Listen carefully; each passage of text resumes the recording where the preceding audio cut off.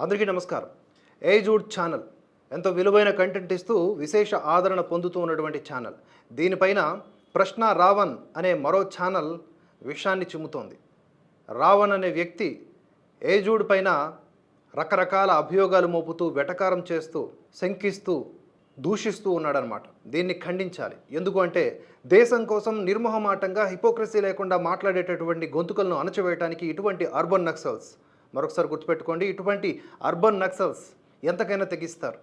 వీళ్లకు హిందువులంటే గిట్టదు. వీళ్ళకు ఒక రకమైన సంతుష్టీకరణ రాజకీయాలు అంటారు కదా, అట్లా సంతుష్టీకరణ కంటెంట్ బ్రెయిన్లో ఉంటుంది. ఎన్ని విధాలుగా ఘోరమైన దుశ్చర్యలు ఈ దేశంలో కనిపిస్తూ ఉన్నా వాటన్నింటినీ నార్మలైజ్ చేయటం, ఇంక్లూడింగ్ ఉగ్రవాద దాడుల్ని కూడా నార్మలైజ్ చేసేసి ఏదో జనరల్ క్రైమ్స్ లాగా చెప్పేటటువంటి గొప్ప మైండ్ సెట్ కలిగి ఉన్నటువంటి వాళ్ళు వీరంతా. సో ఇటువంటి వారికి తప్పకుండా మనం బదులు ఇవ్వాలి. అలాగే ఈ దేశం కోసం భారతీయులందరినీ ఏకం చేసే విధంగా నిజాలు చెప్పే వాళ్ళ జోలికి వచ్చి భయపెట్టి భయభ్రాంతులకు గురి చేసి ఇక వాళ్ళని ఇబ్బందులు పెట్టేటటువంటి ఆలోచనలు చేసేటటువంటి సందర్భంలో మనమంతా ఏకమవ్వాలి. మనమంటే ఎవరం? భారతదేశం పట్ల ప్రేమను కలిగి ఉన్న వాళ్ళం, ఈ దేశ సమగ్రతను కాపాడాలి అనుకుంటున్న వాళ్ళం. కనుక ఇందులో ఈ భావజాలంలో అన్ని మతాల వారు ఉంటారు. ఎనీ డౌట్స్ ఉంటే మీ పుట్టుక మీదనే అనుమానాన్ని వ్యక్తం చేయాల్సిన అవసరం ఉంటుంది. సరే, ఇక్కడ ఏజూడ్ గారు ఏం వీడియో చేశారు, దానికి ఎందుకంత ఈయన విపరీతమైనటువంటి భావోద్వేగానికి గురైపోయి ఒక రకమైన దుర్భాషలాడుతూ, సరే అది అతని యొక్క వీడియోలు చేసే విధానం అనుకున్నా కూడా అతను దేశం కోసం మాట్లాడాడే, అతనేమి తన కోసం మాట్లాడుకోలేదే. ఇక వ్యూవర్షిప్ అంటారా? వ్యూవర్షిప్ వస్తే తప్పేంటి? నిజాలు మాట్లాడుతున్నప్పుడు జనాలు గ్రహించి అక్కడికి వెళ్తూ ఉన్నారు. The way he is presenting content అనేది జనాలకి నచ్చి చూస్తున్నారు. అది కూడా జీర్ణించుకోలేక జనాలందరినీ గొర్రెల్ని చేసేస్తున్నాడు ఆయన. జనాలందరినీ బత్తాయిలు చేస్తున్నాడా? ఆయన బత్తాయి అయితే మీరు పిత్తాయా, లేకపోతే ఇంకేదైనా కొంగొత్తాయా? మీదేంటి? అసలు మీ కాయలే మీకు సరిగ్గా పనిచేయక ఈరోజు ఈ పరిస్థితుల్లో ఉన్నారేమో అన్న అనుమానం వ్యక్తమవుతోంది. ఏజూడ్ చేసినటువంటి వీడియో క్లిప్ నేను లాస్ట్లో పెడతానండి విత్ కర్టసీ. ఆల్రెడీ ఆ ఛానల్లో చూసుంటే దాన్ని మీరు స్కిప్ చేసేయచ్చు. ఎవరైతే చూడకుండా మిస్ అయి ఉన్నవాళ్ళు ఆ ఛానల్ని విజిట్ చేసి చూడండి, లేదంటే ఈ వీడియో చివరిన నేను అది పెడతాను. ఇక ఈ ప్రశ్న ఛానల్లో రావణ్ అనే వ్యక్తి ఏం చెప్తున్నారంటే, ఏజూడ్ చాలా తప్పుడు చరిత్ర చెబుతూ ఉన్నాడంటే. తప్పుడు చరిత్ర? ఏ విధంగా తప్పుడు చరిత్ర? ఈయన ఉద్దేశంలో, ప్రశ్న రావణ్ ఉద్దేశంలో ఈ భారతదేశం వందల సంస్థానాలుగా ఉండేది, విడివిడిగా ఉండేది. అంటే జంబూద్వీపే, భరతవర్షే, భరతఖండే అని చెప్పేసి సంకల్పం చేసుకోవడంలో భారతదేశం ఒక్కటిగా కనిపించలేదా వీరికి? భారతదేశం ముక్కలుగా కనిపించిందా? అంటే వీరి భాషలోనే చెప్పాలంటే ఒక్కొక్క ఎమ్మెల్యేది ఒక్కొక్క సంస్థానం. ఈ భారతదేశం ఇప్పటికీ కూడా అన్నే ముక్కలుగా ఉందనుకోవచ్చుగా మరి. అలాగే అభివర్ణిస్తారేమో మరి. అప్పుడు సంస్థానాలుగా ఉన్న భారతదేశం, భరతఖండం అలాగే అభివర్ణించారు. ఇది 1,00,000 సంవత్సరాల చరిత్ర కలిగి ఉన్నటువంటిది.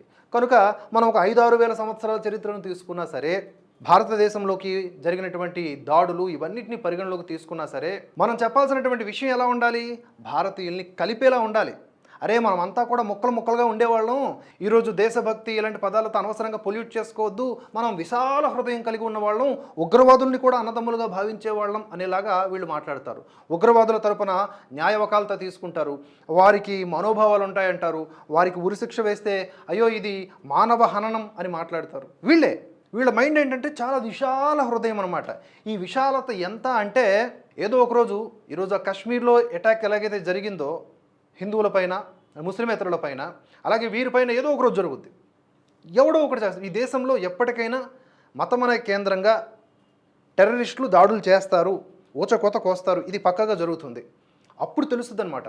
అప్పుడు కూడా చెప్పండి, ఏదో నా మీద పర్సనల్గా గ్లడ్ ఉండడం బట్టి ఆ ఉగ్రవాది వచ్చి మా ఇంటి మీద దాడి చేశాడని చెప్పండి, కవర్ చేయండి. ఎందుకంటే మీ యొక్క సిద్ధాంతం అంత గొప్పది. ఏజూడ్ గారు ఏం చెప్పారు అనే విషయాన్ని మనం పరిశీలనలోకి తీసుకునే ముందు నేను ఇస్తున్నటువంటి వివరణ అండి ఇదంతా. ఎందుకంటే కశ్మీర్ అనేది ఈ భారతదేశంలో భాగం కాదు, అదొక డిస్ప్యూటెడ్ ల్యాండ్ అని ఆయన మాట్లాడుతూ ఉన్నాడు ప్రశ్న రావణ్. అయితే కొంతమంది కామెంట్స్ చేస్తూ ఉన్నారు, ఆయన పేరు అది కాదు ఇంకోటని. ఆయన ఏ పేరుతో పిలవడానికి ఇష్టపడుతూ ఉన్నాడో అదే పేరుతో పిలుద్దాం. అండ్ రావణ్ ఈజ్ ప్యూర్లీ భారతదేశంలో ఒక పెద్ద రాక్షసుడి పేరు, అది ఒక నెగిటివిటీ క్యారెక్టర్ ఉన్నటువంటి పేరు అది. ఆయన దానికి న్యాయం చేస్తున్నాడని నేను అనుకుంటా.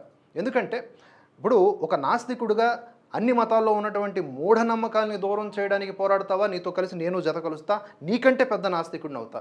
కానీ ఒక దేశం అంటే ఈ భారతదేశం లాంటి దేశం ఈ ప్రపంచంలో ఇంకెక్కడా లేదు. ఇటువంటి దేశాన్ని మనం మతాలకు అతీతంగా కాపాడుకోవాలి.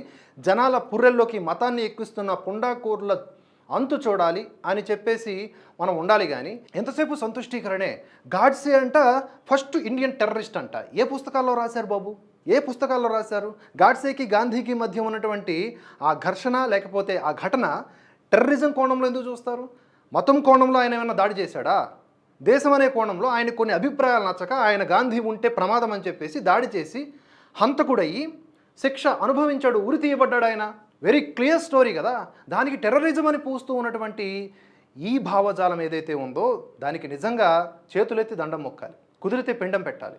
ఇంత దారుణంగా ఉన్నదన్నమాట.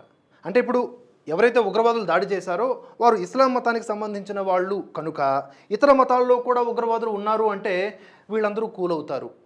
ఎవరంటున్నారు ఇస్లాంలో ఉన్న వాళ్ళందరూ ఉగ్రవాదులని?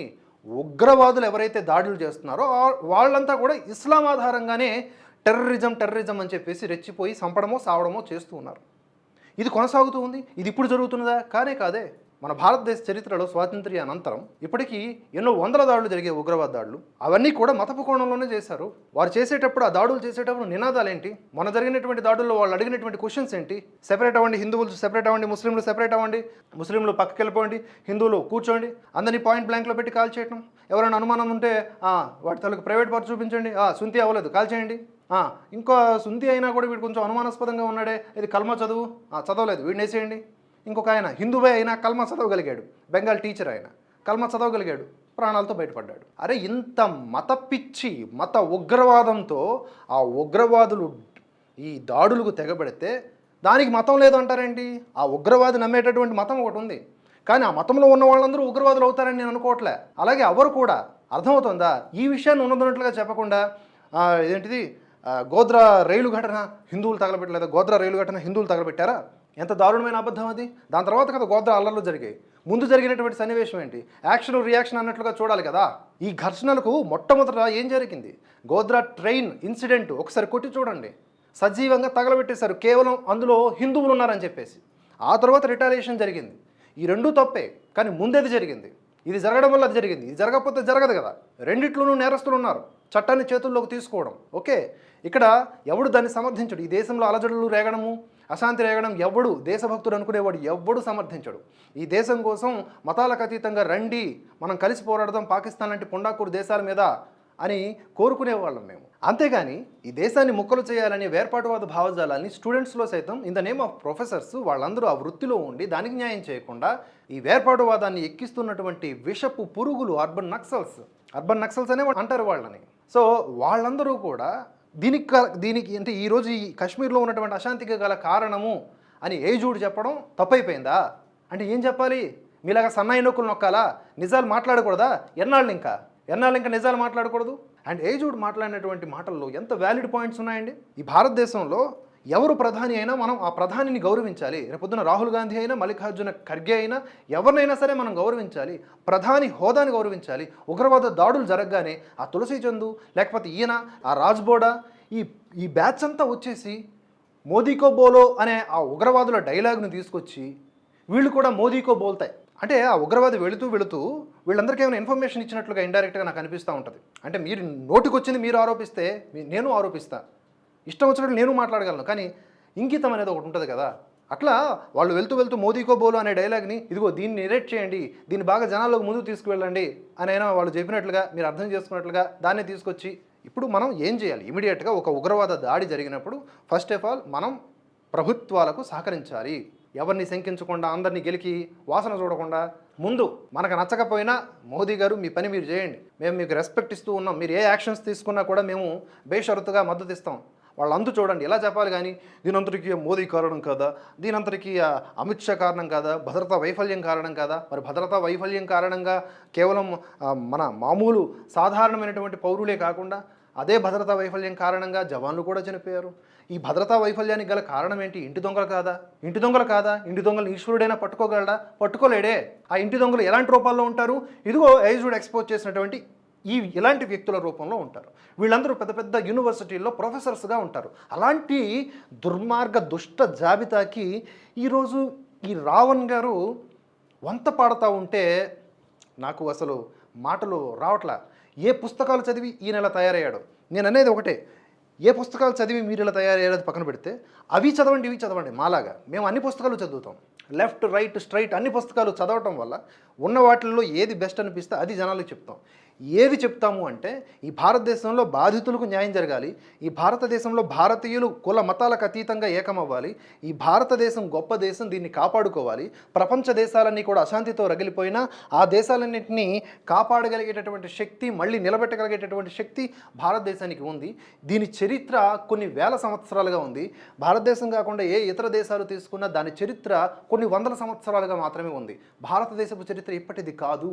ఇలాంటి ఒక అద్భుతమైన భారతదేశంలో పుట్టి పిచ్చి పిచ్చి భావజాలాల్లో పడి జనాల్ని కూడా అందులోకి లాగి, ఒకవేళ మీ భావ ప్రకటన స్వేచ్ఛ అనే పేరుతో సరే మీరు మాట్లాడింది వాళ్ళు మాట్లాడింది వారు మాట్లాడుతారని వదిలేయకుండా దేశం కోసం నిష్పక్షపాతంగా నికార్సుగా నిజాయితీగా మాట్లాడినటువంటి వ్యక్తిని తీసుకొచ్చి ఆయన్ని కానీ లేదా మాలాంటి వాళ్ళని తీసుకొచ్చేసి మమ్మల్ని మేమేదో మతోన్మాదం, అరే దేశం గురించి కూడా మాట్లాడితే మతోన్మాదం అంటారు. అసలు ఏం విచక్షణ ఉంది మీకు? అసలు దేశం అనే పాయింట్ ఆఫ్ వ్యూలో కూడా మాట్లాడకూడదా? ఉగ్రవాదులు హిందువులకి దారుణంగా దాడి చేస్తే, హిందువుల్ని టార్గెట్ చేసి మరి చంపితే హిందువుల్ని చంపారు అని చెప్పడం తప్ప, హిందువులతో పాటుగా ఒక క్రిస్టియన్ని అలాగే ఒక సయ్యద్ షా అనే ఒక స్థానిక ముస్లింని కూడా చంపారు, అది కూడా చెప్తున్నాం కదా. కానీ మెజారిటీగా అక్కడ చనిపోయింది ఎవరు? హిందువులు. కానీ ఈ రావణ్ ఏం చెప్తున్నారు? ఆయన వీడియోలో ఫ్లోలో మెజారిటీగా చనిపోయింది ముస్లింలని ఇలాగా చెప్తూ ఉన్నాడు. ఇదంతా కూడా ఏంటంటే ఫ్లో ఆఫ్ థాట్ ప్రాసెస్ అనమాట. థాట్ ప్రాసెస్లో ఏదైతే ఇష్టం ఉంటుందో ఆ ఇష్టం వైపు వర్డ్స్ కూడా కన్వర్ట్ అయిపోతూ ఉంటాయి. అదొక బ్రెయిన్ మెకానిజం. సో ఈ బ్రెయిన్ మెకానిజాన్ని ఫ్రీగా ఉంచాలి, అప్పుడే నిజాలు అనేవి యాక్సెప్ట్ చేసేటటువంటి అవకాశం ఉంటుంది. ఈగోయిస్టిక్గా నేను నమ్మిందే నిజం, ఇది కాకుండా ఇంక ఎవడు ఏది చెప్పినా వాళ్ళందరినీ వేసేద్దాం అనే భావజాలం అనేది రిస్ట్రిక్టెడ్ మైండ్ సెట్ అంటారు. ఓపెన్ మైండ్ సెట్ కాదు, కేవలం మాటల్లోనే విశాలత, మిగతా అంతా కూడా సంకుచితత్వం. ఇలాంటి వాళ్ళే హిందువుల్ని ఏంటంటే 24 గంటలు పడుకోబెడతారు. హిందువులు మేల్కోకూడదు, హిందువులు హిందువుగా ఉండకూడదు, ఒక ముస్లింగా ఉండొచ్చు, క్రిస్టియన్గా ఉండొచ్చు, లేదా ఏ ఇతర మతాలు రకరకాలుగా ఉండొచ్చు, హిందూ మాత్రం హిందువుగా ఉండకూడదు. అదే హిందువులు ఎన్ని విధాలుగా ఇప్పటికీ నాశనమై ఉన్నారు, మళ్ళీ హిందువులు కులపిచ్చుతూ ఉండొచ్చు. హిందువుల్ని ఎలా కొడతారంటే వీళ్ళు బ్రాహ్మణులను తిడతారు. అప్పుడు మనం ఏమనుకుంటాం, బ్రాహ్మణులు అన్నారు కదా, మనల్ని కాదు కదా. వైశ్యుల్ని తిడతారు, సామాజిక స్మగ్లర్లు, కోమటోళ్ళు అని రాసినటువంటి కంచె ఐలయ్య, కోమటోళ్ళు అన్నారు కదా, మనల్ని కాదు కదా. ఆ తర్వాత ఇలా అనమాట, కుల అహంకారం అని చెప్పేసి బ్రాహ్మణుల్ని వీళ్ళు టార్గెట్ చేస్తారు. కుల అహంకారం లేని కులం ఏది చెప్పండి? ఏ 2 కులాలను తీసుకున్నా ఏదో ఒక కులానికి అహంకారం ఉంటుంది, ఏదో ఒక రూపంలో వాడికి అహంకారం వస్తుంది. అది మానవ దుర్లక్షణం. దానికి మతాన్ని ఆపాదించి మనువాదం పేరిట ఆ ప్రక్షిప్తాన్ని తీసుకొచ్చి ఎవడో మధ్యలో ఏ అహంకారో, ఏ దురహంకారో, ఏ చరిత్ర వక్రీకరణకు గురై అందులో చొరబడిందో కానీ మొత్తానికి వాటిని తీసుకొచ్చి మొత్తం సనాతన ధర్మం మీద బురద చల్లటం. ఈరోజు మనుషుల యొక్క విపరీత బుద్ధికి దీనికి ముడిపెట్టడం అసలు తాడు బొంగరం లేనటువంటి మాటలు అన్నమాట. ఏవైతే మత గ్రంథాల ఆధారంగా విచ్చలవిడిగా ప్రవర్తిస్తున్నాయో వాటిని క్వశ్చన్ చేయలేరు వీళ్ళు, తడిసిపోద్ది ఒక్కొక్కడికి. సరే పాయింట్కి వస్తాను, ఇప్పటికే చాలా టైం అయింది. ఆ ప్రశ్న Ravan exposed. Jawaharlal Nehru university professor Nivedita Menon గురించి ఏజుడ్ ఎక్స్పోజ్ చేశాడు. ఏజుడ్ చాలా క్లియర్గా చెప్పారు. ఆయన ఏం చెప్పారు అంటే, ఈ నివేదిత మేనన్ అన్న ఆవిడ ఈ భారతదేశం కశ్మీర్ని బలవంతంగా ఆక్రమించుకుంది అనేలాగా ప్రపంచ దేశాలు అనుకుంటున్నాయి, అదే నిజం అనేలాగా ఆవిడ మాట్లాడుతుంది. ఆవిడ ఒక దగ్గర కాదు, చాలా సందర్భాల్లో ఆవిడ భావజాలం ఏంటో తెలుస్తుంది, వేర్పాటువాద భావజాలం. అలాంటి వ్యక్తిని ఎండగట్టడం తప్ప రావణ్. అలాగే భారతదేశం అక్రమంగా కశ్మీర్ను ఆక్రమించుకుంది అని మాట్లాడింది ఆవిడ. ఇక రషీద్ అనేటటువంటి ఉగ్రవాది లేదా ఉగ్రవాదులకు సహాయం చేసినటువంటి ఉగ్రవాద సానుభూతి పరుడు, ఇతడు రాజకీయాల్లోకి వచ్చాడు, ఇప్పుడు గెలిచాడు. ఇతడు గెలిచాడంటే అక్కడ ఉగ్రవాదులకు ఎంతమంది సానుభూతి పరులు ఉన్నారు? ఈరోజు కశ్మీర్లో స్థానికుల సహకారం లేకుండా అన్ని 100 కిలోమీటర్ల లోపలికి వచ్చి ఉగ్రవాదులు దాడులు చేయగలరా? ఈరోజు మీరు చాలామంది రావణ్ మీకే చెప్తున్నా, ఈరోజు మీలో చాలామంది ఒక మాట అంటున్నారు, దాడి చేసింది టెర్రరిస్టులు, సాయం చేసింది అక్కడ స్థానిక ముస్లింలు అని చెప్తూ ఉన్నారు. పర్యాటకులు మాత్రం మతాలకు అతీతంగా మాట్లాడుతున్నారు. పర్యాటకులు హిందువులు కదా మెజారిటీగా, ఇక్కడ మతాన్ని మాత్రం ఎక్స్పోజ్ చేయరు. సాయం చేసిన వాడు ముస్లిం కనుక అది మాత్రం బాగా ఎలివేట్ చేస్తాం. సరే ఒక పని చేద్దాం, సాయం చేసిన వాడు ముస్లిమే, ఇన్ఫార్మర్ కూడా ముస్లిమే, సాయం చేసినవాడు ముస్లిమే అంటే అక్కడ బతకడం ఒక లక్కీ లాటరీ లాంటిది. ఎవడు సాయం చేస్తాడో ఎవడు చంపేస్తాడో తెలియదు అనమాట. కశ్మీర్లోకి అది మన భారత భూభాగం, అక్కడికి వెళతాం, అది మనకు నచ్చినట్లుగా మనం ఉంటాం, మన వ్యాపారాలు చేస్తాం, అభివృద్ధి చేస్తాం ఆ ప్రాంతాన్ని. ఎవడు అడ్డుకున్నా సరే, ఏ వేర్పాటువాది కుక్క వాగినా సరే ఏదో ఒకరోజు అది జరిగి తీరుతుంది. కానీ ఈ లోపల జరగాల్సిన రక్కసంతా జరుగుతూ ఉంటుంది. ఇలాంటి సందర్భంలో మనం ఏకమై ఆ ప్రాంతాన్ని, ఎందుకంటే భౌగోళికంగా అండ్ మనకి భద్రతా పరంగా చాలా కీలకమైన ప్రాంతం అది. పీఓకే వరకు కూడా చాలా కీలకమైన ప్రాంతం. అక్సై చైన్ మొదలుకొని ఇవన్నీ కూడా ఆ పాకిస్తాను ఏది పడితే అది చేసి అటుపక్క చైనాకు సహకరించింది ఒక దశలో. నెహ్రూ ఆరంభంలో ప్రధానమంత్రి అయిపోయి ఓటింగ్ రాకపోయినా సోకాల్డ్ గాంధీ గారు ఆయన్ని ప్రధానమంత్రిని చేసి పటేల్ని పక్కన పెట్టి ఇలాంటి నిజాలు మనం మాట్లాడుకోమే. ఆ నెహ్రూ ఏలినంత కాలం బ్రిటిష్ వాళ్ళ యొక్క అనుకూలవాదాన్ని ముందుకు తీసుకుపోయాడు. ఇవన్నీ నిజాలు, కానీ పాఠ్యాంశాల్లో మనకి చాలా అద్భుతంగా పడుకోబెట్టారు. అలాంటి పాఠాలు చదివే ఇదిగో ఈరోజు మీరు ఇలా తయారయ్యారు. లక్కీగా మేము నిజాలు తెలుసుకొని దేశం కోసం అహర్హం కృషి చేస్తున్నాం. దేశం కోసం మీరు కూడా దేశం కోసం అహర్హం కృషి చేస్తున్నారు అనుకుంటే గనక ఒకసారి మీ అంతరాత్మని అడగండి, మీరు మాట్లాడుతుంది కరెక్టా? ఈ రషీద్ అనే లాంటి వాళ్ళని, తర్వాత అరుంధతి రాయ్. సో ఈమె అరుంధతి రాయ్ గారిని కూడా ఈయన చాలా గౌరవాత్మకంగా ఆవిడని అంటుంటే ఈయన ఫీల్ అయిపోతా ఉన్నాడు. అరుంధతి రాయ్ ఎన్ని సందర్భాల్లో ఎన్నెన్ని పిచ్చి పిచ్చి మాటలు మాట్లాడారండి, ఎన్ని పిచ్చి పుస్తకాలు రాశారు. Kashmir is never part of India అని మాట్లాడిన కాదు, కూసినటువంటి కిలాడి ఈవిడ కాదా? కిలాడి ఈవిడ కాదా? ఎంత దుర్మార్గమైన వైఖరి అండి అది.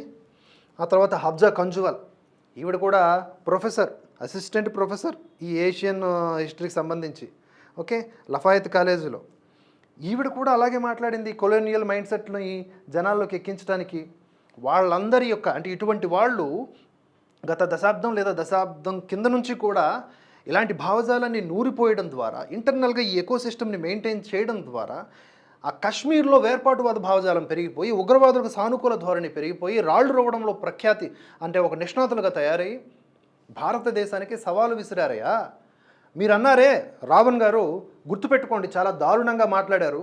మోదీ వచ్చిన తర్వాత మీరు ఎలా మాట్లాడతారు, నేను ఎలా మాట్లాడు. మోదీ వచ్చిన తర్వాత మీరు పవన్ కళ్యాణ్ని హేట్ చేసి పవన్ కళ్యాణ్లా మాట్లాడుతూ ఉంటారులేండి. సరే, ఇప్పుడు మీ ధోరణికి నాకెందుకు. కానీ ఇప్పుడు నేను అనేది, ఆ మోదీ వచ్చిన తర్వాత ఏంటది, బాంబు దాడులు జరగలేదు అన్న బత్తాయిలు ఇప్పుడు ఎక్కడికి వెళ్ళారు అని అన్నారు కదా మీరు. అంటే ఇప్పుడు కశ్మీర్లో దాడి జరిగింది కాబట్టి మోదీ వచ్చిన తర్వాత కూడా బాంబు పేలుళ్ళు జరుగుతున్నాయి. సో మీరు ఎక్స్పెక్ట్ చేస్తున్నారు ఈ దేశంలో బాంబు పేలుడు జరగాలి, మోదీని బదనాం చేయాలి, బాంబు పేలుడు జరగాలి. This is what you want, అంతేనా? అలాగే ఉంది. అంటే ఈ ఘటన పట్ల మీకు బాధ కంటే కూడా ఆనందం ఉంది, ఎందుకంటే మోదీని బ్లేమ్ చేయొచ్చు. సో మోదీని బ్లేమ్ చేయడం కోసం ఉగ్రవాద దాడులు జరిగినా కూడా హ్యాపీయే. ఆ రాబర్ట్ వాద్రాకి మీకు తేడా ఏముందండి? రాబర్ట్ వాద్రా ఏమంటున్నాడు, ఈ దేశంలో హిందూ అనే ధోరణి పెరిగిపోయింది కనుక మైనారిటీలందరూ కాస్త అన్కంఫర్ట్గా ఫీల్ అయ్యి ఇలాంటి దాడులు జరిగాయంట. అరే, పాకిస్తాన్ లుచ్చానా కడుగులు వచ్చి దాడి చేస్తే దానికి ఎక్కడ ఉన్నటువంటి మైనారిటీలకి లింకప్ చేసి మెజారిటీని హీనంగా మాట్లాడుతున్నటువంటి రాబర్ట్ వాద్రాకి మీకు తేడా ఏంటి చెప్పండి. ఏంటి ఇదేం భావజాలం నాకు అర్థం కావట్లేదు. చాలా చాలా విషపూరితమైన భావజాలం కాదా? ఒకప్పుడు భారతదేశంలో కాంగ్రెస్ ఏలికలో పర్టిక్యులర్లీ బాంబు దాడులు ఎంత ఘోరంగా తీవ్రంగా జరిగేవో సుస్పష్టం. దానికి మొత్తం ఇంటి దొంగలంతా సహకారం, రాజకీయ నాయకుల సహకారం ఉండేది. పాకిస్తాన్ పేట్రేగిపోయేది in the name of terrorism. 3 పువ్వులు 6 కాయల్లాగా బ్రతికింది పిచ్చి పిపీలిక పాకిస్తాన్. ఈరోజు దిక్కుతోచని స్థితిలో ఉంది, ఏం చేయాలో పాల్పోవట్లేదు. అలాంటి ఒక పాకిస్తాన్ లాంటి పాపపు దేశానికి ఈరోజు అవకాశం లేకుండా పోయింది దేశంలో బాంబు దాడులు చేయడానికి. కానీ కాశ్మీర్లో ఎలా ఉంది అవకాశం? వేర్పాటువాదులు ఉన్నారు కనుక. ఆ వేర్పాటువాదులు ఎలా బలంగా ఉన్నారు అంటే, ఇలాంటి కమ్యూనేగాళ్ళందరూ కూడా యూనివర్సిటీల్లో ప్రొఫెసర్స్ రూపంలో లేకపోతే ఇతరత్ర స్థానాల్లో ఎదుగుతూ గౌరవనీయమైనటువంటి స్థానాల్లో, ఏదో ఇంకేమంటారు వీళ్ళని, అదేనండి ఏదో ఒకటి, అలా వీళ్ళందరూ కూడా జనాల బుర్రల్ని పుస్తకాల రూపంలో మాటల రూపంలో పాడు చేస్తూ ఉంటే పాడవరా బాబు? ఇప్పుడు భారతదేశంలో మనం భాగం అని అనుకోవడం వేరు. ఇప్పటికీ కాశ్మీర్లో చాలామంది ప్రజలు మేము కాశ్మీరీస్, అవసరమైతే పాకిస్తాన్తో కలుస్తాం, బట్ వీఆర్ నాట్ ఇండియన్స్, కేవలం అవసరార్థం చాలామంది అబద్ధాలు ఆడుతున్నారు అక్కడ. అటువంటి వాళ్ళ మైండ్ సెట్ అంతా మార్చాలి, వాళ్ళలో ఈ భారత్ పట్ల ప్రేమను పెంచాలి. ఇంకేం మాట్లాడుతున్నారు ఈ రావణ్ గారు? భారతదేశం ఒకప్పుడు ఇన్ని మొక్కలు గల దేశం, మనదేమన్నా కలిసికట్టుగా ఉన్న దేశమా? జునాగఢ్, తర్వాత కాశ్మీరు, హైదరాబాదు, ఇవన్నీ ఎప్పుడు కలిసాయి అని మాట్లాడారు కదా. ఎప్పుడు కలిసాయి చెప్పండి? 1947లో మనకి స్వాతంత్ర్యం వచ్చింది. అడ్డగోలుగా భారతదేశాన్ని మొక్కలు చేసి పడేశారు. ఇటుపక్క ఒక ముక్క, అటుపక్క ఒక ముక్క, పిచ్చి పిచ్చిగా. ఎందుకంటే ముస్లిమ్స్ అందరూ కలిసి పాకిస్తాన్ వెళ్ళలేరు కదా ఇటుపక్క ఉన్నోళ్ళు, కనుక కంఫర్ట్ అనమాట. వాళ్ళ కంఫర్ట్ కోసం ఇటు బంగ్లాదేశ్, తూర్పు పాకిస్తాను, అటు పాకిస్తాన్. గాంధీ మహాత్ముడు గారు అంత దయతో చేశారు. గాంధీ మహాత్ముడు హిందువు కాదా? మీరు హిందువుల్ని శంకిస్తున్నారే? అంత విశాల దృక్పథం ఉన్నటువంటి గాంధీ మహాత్ముడు ఎలా అయ్యాడు? ఇలాంటి పనులు చేసి అయ్యాడు ఆయన. సర్వధర్మ సమభావన, మీకు కుదిరితే వాళ్ళ చేతుల్లో చచ్చిపోండి కానీ రియాక్ట్ అవ్వకండి అని చెప్పినటువంటి మహానుభావుడు గాంధీజీ. హిందువుల్ని వాళ్ళు దాడులు చేస్తే మీరు దాడులు చేస్తారా? వాళ్ళు గడి తిన్నారని మీరు గడి తింటారా? సస్తే సావండి వాళ్ళ చేతుల్లో అని మాట్లాడాడా లేదా? చరిత్ర తిరగేసుకోండి పుస్తకాలు, ఈ కఠిన నిజాలు మీకు తెలుస్తాయి. ఓకే, అలా ఇప్పుడు హైదరాబాద్ ఆపరేషన్ పోలోతో మనం దాన్ని కలుపుకున్నాము. ఆ తర్వాత ఇప్పుడు కాశ్మీరు 1947లోనే అక్టోబర్లో, మనకి ఆగస్టులో స్వాతంత్రం వస్తే అక్టోబర్లో ప్రతిపాదన వచ్చింది అక్కడ ఉన్నటువంటి కాశ్మీర్ రాజుతో. ఎందుకంటే ముందుగా నేను ఇండివిజువల్గా ఇండిపెండెంట్గా ఉంటానన్నాడు, అది చేత కాలేదు. యాక్చువల్గా నెహ్రూ ఇమీడియట్గా దాన్ని ఆక్యుపై చేసుకొని మేము అంతా చూసుకుంటామని మాట్లాడాలి. కానీ ఏం చేశారు? నెహ్రూ విలాసాల్లో ఉన్నాడు. అటుపక్క చూస్తే ఈ పాకిస్తాన్ ఏమో అక్కడ ఉన్నటువంటి స్థానిక గిరిజనులతో అటాక్ చేయడం స్టార్ట్ చేసింది. ఇది తట్టుకోలేక అయ్యా కాపాడండి అని చెప్పేసి వస్తే ఇంకా మన వాళ్ళు వెళ్ళారు, అది తీసుకున్నారు. కానీ ఈ అడదిడ్డమైనటువంటి ఈ చరిత్ర గురించి మళ్ళీ మాట్లాడదాం మనం. అది తలుచుకుంటే ఒక రకమైనటువంటి బాధ, కోపము, ఆవేశము. అరే స్వాతంత్రం వచ్చిన తర్వాత కూడా సద్వినియోగం చేసుకోలేకపోయామే మన భౌగోళిక నైసర్గిక స్వరూపం అని చాలా చాలా వేదనగా ఉంటుంది. మీకు అవన్నీ పట్టవలేండి. జూనాగఢ్లో ప్రజాభిప్రాయ సేకరణతో అది భారత్లో కలిసింది. అక్కడ కూడా ఒక ముస్లిం రాజు ఉండేవాడు, మెజారిటీ హిందూ జనాభా ఉండేవాళ్ళు. మీరు పాకిస్తాన్లో కలవాలనుకుంటున్నారా అంటే లేదు, 99% మంది మేము భారత్లోనే కలవాలనుకుంటున్నామంటే అలా ప్రజాభిప్రాయ సేకరణ ద్వారా భారత్లో కలవడం జరిగింది. ఇవంతా చరిత్ర అండి. చెప్పుకుంటూ పోతే గంటల తరబడి క్యాసెట్లు నిండిపోతూ ఉంటాయి. వీటిని వక్రీకరించేసి ఇప్పుడు ఏంటంటే భారతదేశం వివిధ ముక్కలు గల భూభాగం అని చెప్తా ఉన్నాడు ఈ రావణ్ అనే వ్యక్తి. అంటే భారతదేశాన్ని కలిపి చూడలేనటువంటి సంకుచిత భావజాలం ఉన్న వీరు మనకేమో పాఠాలు నేర్పుతూ ఉన్నారు. ఆ తర్వాత ముజమ్మిల్ అయూబ్ ఠాకూర్, ఈయన విదేశాల్లో ఉంటాడు. విదేశాల్లో ఉండి భారతదేశానికి వ్యతిరేకంగా కశ్మీర్కి స్వయం ప్రతిపత్తి రావాలి, లేకపోతే కశ్మీర్ ఒక సెపరేట్ దేశంగా ఉండాలని చెప్పేసి విషాన్ని నూరిపోస్తూ ఉంటాడు. ఇలా హిందుత్వంపై విషం చెమ్మే దేశ వ్యతిరేక శక్తిగా నేను ప్రశ్న రావణ్ని ఎక్స్పోజ్ చేస్తున్నాను. లేదు ఇది కరెక్ట్ కాదు, ప్రశ్న రావణ్ కూడా సమాజానికి ఉపయోగపడేటటువంటి వ్యక్తి అని అనుకుంటే కనుక ఎస్ మీరు కామెంట్స్ రూపంలో తెలియజేయండి. అండ్ దీన్ని అపోజ్ చేసే అవకాశం వారికి ఉన్నది, చేసుకోవచ్చు. ఇందులో ఒకరి పేరు మరొకరు వాడుకోవడం వలన పాపులారిటీ, వ్యూవర్షిప్ ఇది పక్కన పెట్టేసేయండి. దీంతో వచ్చేది లేదు, పోయేది లేదు. అనవసరమైనటువంటి ఇదిగోండి ఇంత కాలాన్ని వినియోగించి, ఇంత ఆయుష్ను కేటాయించి, ఇంత అరిచి చెప్పటం వల్ల వచ్చేదానితో పోల్చుకుంటే ఏమీ లేదండి. కేవలం ఈ భారతదేశం బాగుండాలి. ఈవెన్ రావణ్ లాంటి వ్యక్తులు కూడా దేశం కోసం పనిచేయాలని కోరుకుంటున్నాం మేము. దేశం కోసం పనిచేయడం అంటే వాళ్ళ ముఖతహా కాదు, వాళ్ళకున్నటువంటి నాలెడ్జ్ రూపంలో కాదు. కలిపి చూడాలి దేశాన్ని. కలిపి చూడకుండా మాట్లాడితే ఎలాగా? వేర్పాటువాదులకి ఒత్తాసు పలిగితే ఎలాగా? సో ఫైనల్గా కొన్ని పాయింట్స్ నేను ఈ హడావుడిలో, ఈ ఆవేశంలో మిస్ అయి ఉండొచ్చు. ఏజుడ్ గారి యొక్క ఏ వీడియో క్లిప్ ప్రశ్న రావణ్ని ఆక్రోశానికి గురి చేసిందో ముందుగా ఆ వీడియో క్లిప్ని చూడండి చివరి వరకు. ఇక్కడైనా చూడొచ్చు, లేదా ఆయన ఛానల్కి వెళ్ళి చూడొచ్చు. నేను ఆ వీడియో ప్లే చేస్తాను. అండ్ ఈ వీడియోని వీలైనంత మందికి పంపించండి. ఇందులో వాస్తవాలు ఉన్నాయా లేదా చర్చించుకోండి. తద్వారా అందరం కూడా మతాలకు అతీతంగా ఏకమవుదాం. భారతదేశాన్ని కాపాడుకుందాం, ఉగ్రవాదుల్ని తరిమి కొడదాం, దేశ వ్యతిరేక శక్తుల్ని ఎండగడదాం, ఇంటి దొంగల్ని నేలకేసి కొడదాం. జై హింద్, జై భారత్. కొన్ని దశాబ్దాలుగా మనం చేస్తున్న మిస్టేక్స్ గురించి మీకు చెప్తాను, మీరు వినండి. ముందుగా పాకిస్తాన్ అనే దేశంలో కూర్చొని, లేదా పాకిస్తాన్కి ఫండింగ్ ఇస్తున్న చైనా లాంటి దేశంలో కూర్చొని కాశ్మీర్ ఇండియాకి సంబంధించింది కాదు, ఇల్లీగల్ గా ఆక్యుపై చేశారు, ఆజాద్ కాశ్మీర్ అని వాళ్ళు మాట్లాడితే ఒక అర్థం ఉంటుంది. కానీ మన దేశంలో ఉండి కూర్చొని మాట్లాడే వాళ్ళ పరిస్థితి ఏంటి? మీరు నమ్మట్లేదా? మీకు కొన్ని ఎగ్జాంపుల్ చేస్తే మీరు జాగ్రత్తగా వినండి. జవహర్ లాల్ నెహ్రూ యూనివర్సిటీ అని మీరు వినే ఉంటారు ఆ యూనివర్సిటీ పేరు. అక్కడి ప్రొఫెసర్ ఒక ఆవిడ పేరు నివేదిత మీనన్. ఆవిడ అంటారు, ఇండియా కశ్మీర్ ఇల్లీగల్ గా ఆక్యుపై చేసింది కదా, ఇది అందరికీ తెలిసిన విషయమే కదా. और हम सब जानते हैं कि दुनिया भर में ये माना जाता है कि India is illegally occupying Kashmir. ప్రపంచం అంతా అలాగే మాట్లాడుకుంటది అంట. మేడం ఇవాళ మీకు చెప్తున్నా, 28 ప్రాణాలు పోయాయి కదా, వాళ్ళ ఉసురు మీకు తగులుతుంది. వాళ్ళు కశ్మీర్ మనదే అని వెళ్తే వాళ్ళకి నమ్మక ద్రోహం చేశారు. మీరు హిస్టరీని డిస్టార్ట్ చేసేసి మీ బొమ్మలు ఇంటర్నేషనల్ న్యూస్ పేపర్ల మీద పడతాయని చెప్పి మైక్ దొరికింది కదా అని ఏది పడితే అది మాట్లాడి మన దేశంలోనే ఒక అన్రెస్ట్ క్రియేట్ చేసి ఈ థాట్ని మీరు పుట్టించి ఆ జనాల్లోకి తీసుకెళ్లి ఇవాళ అక్కడ రాజకీయం వెంటిలేటర్ మీద ఉంది. పేరుకి ఎలక్షన్లు జరుగుతున్నాయి, కాకపోతే అలాంటి సెన్సిటివ్ ఏరియాలో ఇంజనీర్ రషీద్ లాంటి వాళ్ళు ఢిల్లీ నుంచి ఎలా పడితే అలా ఫ్లైట్ వేసుకొని వచ్చి వెళ్ళిపోయి ఆయన కూడా రాజకీయాల్లో పోటీ చేస్తున్నాడు. ప్రో పాకిస్తాన్ సెంటిమెంట్ ఉండేవాడు. మీరు ఇలాంటి ప్రో పాకిస్తాన్ సెంటిమెంట్ ని ఇండియాలో మీరు పుట్టించి దానికి ఒక ఆడియన్స్ మీకు ఉన్నారంటే, అండ్ ఏదో ఒకలో ఇద్దరు కూడా కాదు, హఫ్జా కంజువల్ గారు ఈవిడ అసిస్టెంట్ ప్రొఫెసర్, ఈవిడ లఫాయత్ కాలేజ్ లో ఆవిడ పుస్తకం రాసింది కొలనైజింగ్ కశ్మీర్ అని. కొలనైజింగ్ అనే మాటకు అర్థం తెలుసా మీకు? బ్రిటిష్ వాడు మనల్ని చేశాడు కదా, ఆ మైండ్ సెట్ ఇవాటికి మనకి పోలేదు కదా. ఇవాటికి తెల్లతోలు ఉండేవాడు చెప్పేది నిజం అనుకుంటాం కదా. ఈ general Dyer great grand daughter వచ్చి వాళ్ళు లూటర్స్, వాళ్ళు మా ముత్తాత చాలా మంచి పని చేశాడని చెప్పి చాలా గర్వంగా చెప్పుకుంటే దాన్ని కూడా నమ్మే వాళ్ళు కొంతమంది ఉన్నారు ఇక్కడ మన భారతదేశంలో. తెల్లతోలు ఉంది ఆవిడకి, అంతే, ఇంకేం లేదు. ఆ మైండ్ సెట్ మనకి పెట్టారు కదా, దాన్ని కొలోనియలిజం అంటారు. పద్ధతిగా వెళ్ళి మాట్లాడి సంతకం పెట్టించుకోవడం కాదు. వరల్డ్స్ బిగ్గెస్ట్ డెమోక్రసీలోకి ఆహ్వానించడం కొలోనియలిజం ఎలా అవుతుంది? అంతెందుకు 2010లో అరుంధతి రాయ్ గారు అంటారు, ఆవిడకి బుకర్ ప్రైజ్ వచ్చింది.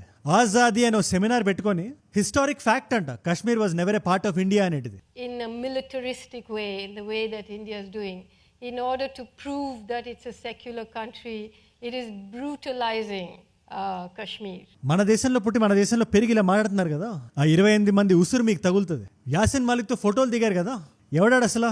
అలాంటి వ్యక్తుల వల్లే కదా ఇప్పుడు ఇలా జరుగుతుంది. మామూలు సివిలియన్స్ లో, అక్కడ సివిలియన్స్ లో ఇన్ఫిల్ట్రేటర్స్ చేరిపోయి ఆ 10 మంది బోట్లు పెట్టుకుని ఏదో అరిస్తే అది ప్రజల సెంటిమెంట్ అని చెప్పి, వాళ్ళకి రైట్ టు సెల్ఫ్ డిటర్మినేషన్ ఉందని చెప్పి మీరు ఎవరిని మోసం చేస్తున్నారు? మీరు భారత్ తేరే టుకడే హోంగే ఇన్షా అల్లా ఇన్షా అల్లా అని చెప్పి కన్హయ్య కుమార్ ర్యాలీలో మీరు అరిస్తే ఆ అరుపులు చనిపోయిన వాళ్ళకి సమాధానాలు చెప్తాయా? వాళ్ళ ఉసురు మీకు తగలకుండా పోతుందా?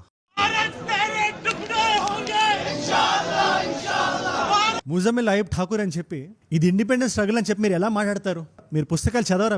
మీరు ఇతిహాసాలను చదవరా? మీరు హిస్టరీని వక్రీకరిస్తారా?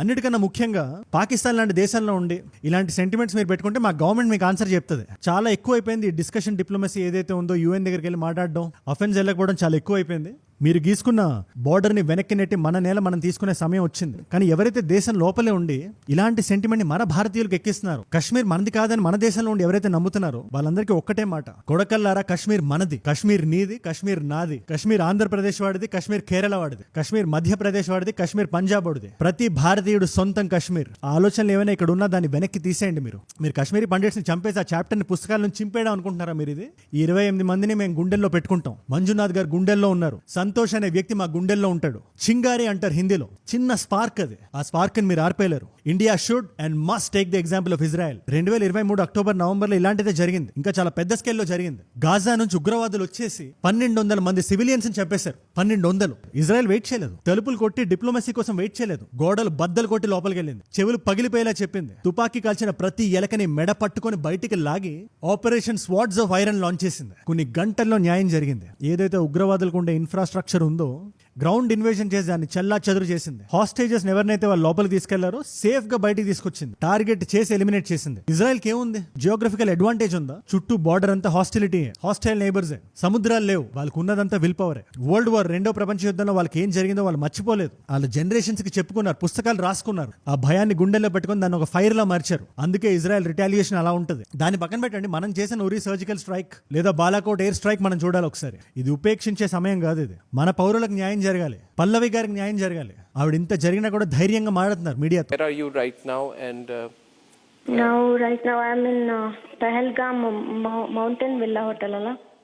Mountain Pahalgam Mount. ఇది హిందూ ముస్లిం గొడవలో మార్చేద్దాం మనం. హిందువులు బయటకు వచ్చి మాకు అన్యాయం జరిగింది అని చెప్తే సెక్యులరిజం కి భంగం కలిగినట్టు ఎలా జరుగుతుంది? అది అంటే ఎన్ని అన్యాయం జరిగినా కళ్ళు మూసుకొని ఉండాలా? ముర్షిదాబాద్ గురించి మాట్లాడకూడదు, కాశ్మీర్లో రాలేఫ్ సాలేఫ్ గాలిఫ్ అనాలంటే మనం చెవులు మూసేసుకోవాలి, అది బయటికి మనం చెప్పుకోకూడదు కదా, లేదా సెక్యులరిజం డేంజర్ లోకి వచ్చేస్తుంది. ఈ భారతదేశం నేల మీద ఎవరైతే నిజమైన ముసల్మాన్లు ఉన్నారో, నిజమైన క్రైస్తవులు ఉన్నారో, వాళ్ళు ఎప్పుడు దీని గురించి మాట్లాడొద్దని చెప్పరు. ఈ నేల పుట్టిందే యూనిటీ అండ్ డైవర్సిటీ మీద కదా. సనాతన ధర్మం అంటే ఏంటి? వసుదైక కుటుంబం అంటే ఏంటి? అందరూ కలిసి ఉండడం నమ్మడమే కదా. మరి అలాంటప్పుడు బయట దేశం నుంచి ఎవడో వచ్చి నీ ధర్మం ఏంటని అడిగి నీ ఆధార్ కార్డు చూసి ఒక ఇస్లామిక్ వర్స్ చెప్పకపోతే చంపేస్తుంటే దాని గురించి బయట మాట్లాడొద్దు, సైలెంట్గా ఉండండి, ముక్కు మీద వేలేసుకోండి అంటే ఇక్కడ నుంచి కుదరదు. ఒక ఇన్సిడెంట్ జరిగితే ఆ ఇన్సిడెంట్ జరిగిందని మేము మాట్లాడతాం. ఇంటర్నేషనల్ మ్యాగజైన్స్ మన ఫోటో కొట్టించుకుందాం అని చెప్పి ఎవరైనా ప్రొఫెసర్ వచ్చి బయటకు వచ్చి కాశ్మీర్ మనది కాదు అని మాట్లాడితే మొహం పగిలేలా సమాధానం చెప్తాం. మీకు కాశ్మీర్తో ప్రాబ్లం ఉంటే భారతదేశంతో ప్రాబ్లం ఉన్నట్టే. మీరు టూరిస్టులను టార్గెట్ చేసి వాళ్ళు చంపేస్తే టూరిస్టులు రారు. జేడీ వ్యాన్స్ మన భారతదేశంలో ఉన్నారైనా. ఇలాంటి టైంలో మనం ఏదైనా ప్లాన్ చేస్తే అమెరికా మన గొంతు వింటది అని అసీం మునీర్ లాంటి వాళ్ళు ప్లాన్ చేస్తారు. వాళ్ళు వంకర బుద్ధి అలాగే ఉంటుంది.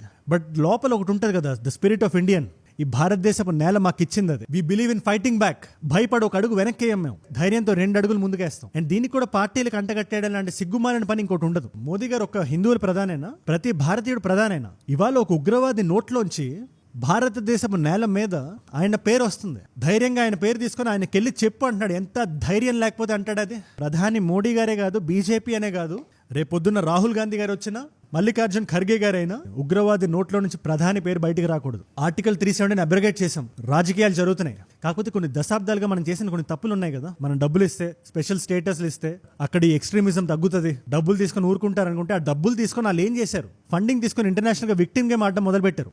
ఇండియా మీద అఫెన్స్ ఆడడం మొదలుపెట్టారు. వాళ్ళందరూ మన భారతీయులు కాదు, పాకిస్తాన్ నుంచి వచ్చిన వాళ్ళు. ప్లస్ కొంతమంది ఇక్కడ అండర్లైన్ చేసుకొని పెట్టుకోండి, సివిలియన్స్ లో బ్రెయిన్ వాష్ అవ్వబడ్డ కొంతమంది మాత్రమే వీళ్ళకి సపోర్ట్ చేయడం, మన దగ్గర డబ్బులు తీసుకొని మన మీదే దాడులు ప్లాన్ చేయడం. ఆర్టికల్ 19 ఉంది కదా, ఫ్రీడమ్ ఆఫ్ స్పీచ్. ఇండియా ఇచ్చిన వాక్ స్వాతంత్రాన్ని వాడుకొని ఇండియా కొలనైజ్ చేస్తుంది, కశ్మీర్ ఆక్రమించేస్తుంది అనడం. మీరు పాకిస్తాన్ వెళ్ళి ఇదే మాట అనండి, మీరు మెడ పట్టుకొని మీ ఇంటి బయటకు మిమ్మల్ని బయటికి లాగి జైలు గోడల మధ్యలోకి తోసేస్తారు. ఇండియాలో అలా జరగదు కదా. మేము వింటాం మీరు చెప్పేది, ర్యాలీలు ఆర్గనైజ్ చేసి మాడతారు, చప్పట్లు కొడతాం. అప్రెస్డ్ కాశ్మీర్ అనే ఓ బ్రాండ్ క్రియేట్ చేసి ఇంటర్నేషనల్ గా మీరు పుస్తకాలు అమ్ముకుంటుంటే ఆ వాక్ స్వాతంత్రాన్ని భారతదేశం ఇస్తుంది. పీడీసీ లాంటి పార్టీలు వాళ్ళ ఓట్ బ్యాంక్ నుంచుకోవడానికి సెపరేటిస్టులు ఎంత ప్రయత్నించినా వాళ్ళకి మంచిగా సోఫాలు, ఏసీలు, టీవీలు అవన్నీ కూర్చోబెట్టి చూపించి సరదాగా డిస్కషన్ పెడతాం రాజకీయం అనే పేరుతో.